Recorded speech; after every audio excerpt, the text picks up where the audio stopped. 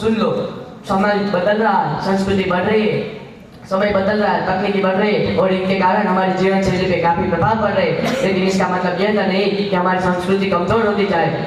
हमारे युवा आज की संस्कृति भूलते जा रहे हैं, लेकिन हमारी संस्कृति तभी खत्म हो सकती है जब हम उसे जीना छोड़ दें। हमने हमारी संस्कृति को बचाने के लिए कई कार्यक्रम भी किए हैं, जैसे कि हम हर धर्म के त्योहार हमारे गांव में मनाते हैं, जिससे हमारे गांव में भाईचारे की भावना बढ़ती है।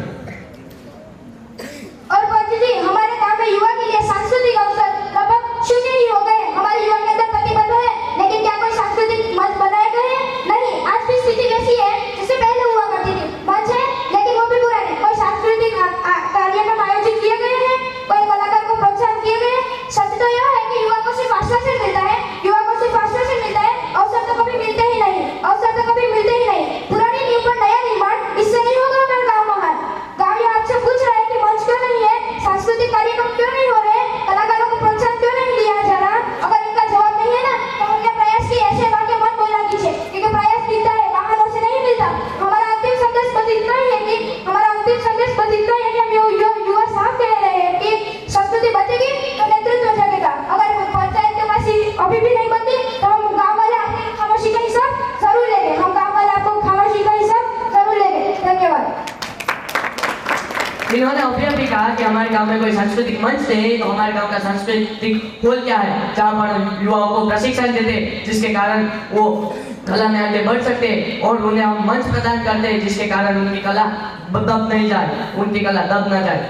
और तो आप कह रहे हैं कि हम सांस्कृतिक कार्यक्रम नहीं करते, तो हर साल हम सांस्कृतिक कार्यक्रम करते हैं जिसमें महिलाएं और पुरुष बढ़ चढ़ के हिस्सा लेते हैं। और आप कह रहे हैं कि हमारे गांव के युवा कई कार्यक्रम में भाग नहीं लेते, तो आप कब कहाँ थे जब हमारे गांव के 2 युवा राज्य कक्षा स्तर पर हमारे गांव का नाम रोशन करके आ रहे हैं? और तो आपको और भी जानना हो तो आप ग्राम पंचायत में देख सकते हैं कि हमने पिछले 1 साल में हमारी संस्कृति को बचाने के लिए क्या कुछ नहीं किया। हमने लोक डायरा का आयोजन किया गया था, जिससे हमारे युवा को हमारी संस्कृति के बारे में पता चले। धन्यवाद।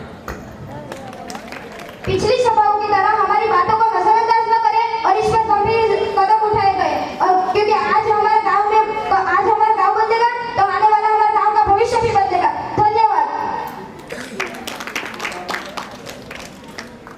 आज हमारी युवा ग्राम सभा का 5वां महत्वपूर्ण एजेंडा है ग्रामीण खेल और सांस्कृतिक विकास।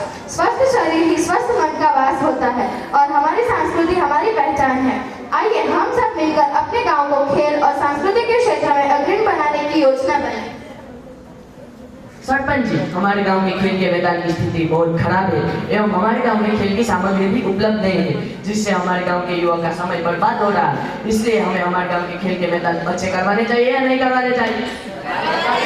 हमें खेल की सामग्री उपलब्ध करवानी चाहिए या नहीं करवानी चाहिए? सरपंच जी, मैं नहीं कह रहा हूँ, हमारे गांव के युवा एवं हमारे गांव के नागरिक कह रहे हैं कि हमें हमारे खेल के मैदान अच्छे करवाने चाहिए एवं खेल की सामग्री उपलब्ध करवानी चाहिए। धन्यवाद।